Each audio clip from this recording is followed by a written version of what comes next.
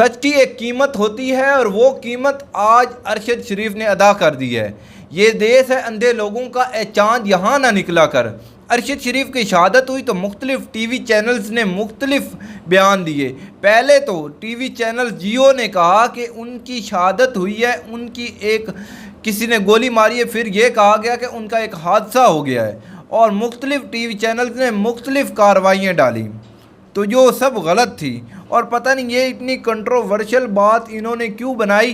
اب کینیا کی پولیس نے ایک نئی من گھڑت کہانی جاری کیا۔ کہانی میں اصل یہ کہا گیا کہ وہاں کی پولیس ایک لوکل گاڑی کا پیچھا کر رہی تھی اور اچانک انہوں نے سمجھا کہ یہ گاڑی جو ارشد شریف والی گاڑی ہے، وہ جنہوں نے بچہ اغوا کیا ہے ان کی گاڑی ہے، اور اس پر فائر کر دیا، اور فائر کرنے کی وجہ سے ارشد شریف وہیں انتقال کر گئے اور شہادت پا گئے، جو کہ ایک من گھڑت کہانی ہے اور ایسا کہیں نہیں ہوتا۔ ان کی گاڑی اور ان کی گاڑی اور گاڑیوں میں فرق تھا، یہ وہاں کی ایک صرف کہانی ہے، اور یہ کہانی اب ارشد شریف کی جو المناک انہوں نے موت کی ہے اس پر پردہ ڈالنے کے لیے ہے۔ دام منہ مانگے ملیں گے اور نقد قتل لیکن حادثہ محسوس ہو۔ اس شعر میں پوری کہانی بیان ہے اور کیسے ارشد شریف کا قتل کروایا گیا۔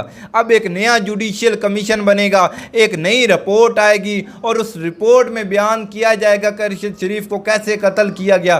یہ لیاقت علی خان کے قتل سے لے کر بے نظیر کے قتل تک، اور بے نظیر کے قتل سے لے کر ارشد شریف کے قتل تک، اس ملک پاکستان میں آج تک فیصلہ ہی نہیں ہو سکا کس نے کس کا قتل کیا ہے۔ اور یہ ایسا ملک ہے یہاں سر اٹھا کے جیو گے تو اپنی موت کو آپ للکارو گے۔ ارشد شریف کو اپنا ملک چھوڑ کر جانا پڑا، سوال صرف تھا کہ وہ کون تھا، اور وہ کون تھا پہ اسے اپنی جاب کو کھونا پڑا، اسے اپنی خاندان کو چھوڑنا پڑا۔ جس کا بھائی ملک کے لیے شہید ہوا ہے اس کے لیے یہ اب قربانی ایک اور اس کی ماں کو قربانی دینی پڑی ہے۔ عمران ریاض خان اس وقت بڑے غصے میں ہیں، اور غصے میں وہ باتیں کر رہے ہیں جو ان کو ویسے تو ایک ملک کے لیے نہیں کرنی چاہیے، لیکن وہ اس وقت کر رہے ہیں اور اسے کرنی بھی چاہیے۔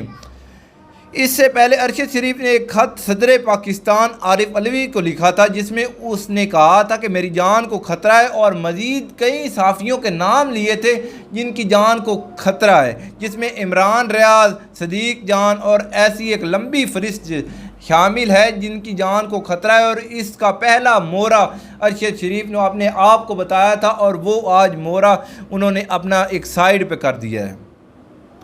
اب سب سے بڑی بات یہ ہے کہ اس قتل کے پیچھے معمہ کیا ہے، اب یہ قتل ہوا کیا ہے، یہ تو ہر ایک کو ایک واضح کہانی نظر آ رہی ہے کیا ہوا اور کیسے ہوا۔ جو بھی تھا اس قتل میں شامل تھا اس کی تو پھر ہم نے جوڈیشل کمیشن بنانا ہے، پھر ایک نئی رپورٹ آئے گی، اس کے مطابق ہم فیصلہ کر لیں گے کون کیسے مرا، کیونکہ وقت کے ساتھ ساتھ سب بھول جاتے ہیں، اور بھولنے کے بعد ہمیں کیا پھر کون آیا تھا کون گیا تھا، اس چیز سے ہمارا کوئی واسطہ ہی باقی نہیں رہتا۔ اب سب سے بڑی ایک ماں کے لیے بات کیا ہے کہ اسے بیٹے کی لاش ملنی چاہیے۔ اب یہ ہم سب کی ایک جو چیف جسٹس صاحب ہے ان سے ہماری درخواست ہے، چیف جسٹس صاحب، کہ ان کی والدہ کو ان کی ڈیڈ باڈی ملنی چاہیے، کیسے نہ کیسے کر کے۔ کینیا کی جو ملک ہے وہاں کے صدر اور بڑے جو وہاں کے لوگ ہیں ان سے بات کر کے ان کی لاش پاکستان میں منگوائی جائے، کیونکہ پاکستان کا بیٹا تھا، اس نے پاکستان کے لیے کام کیا ہے، اسے تمغہ امتیاز 2019 میں ملا ہے بہترین کارکردگی پر۔ اور ایک اور کہانی ہے کہ وہ ایک کوئی ڈاکومنٹری بھی بنا رہا تھا، اب اس ڈاکومنٹری کی تو بات بعد میں واضح ہوگی وہ کیا ڈاکومنٹری تھی، کس پر وہ کام کر رہا تھا۔ اگر آپ کو ہماری ویڈیو اچھی لگے تو ہمارے چینل کو سبسکرائب کریں۔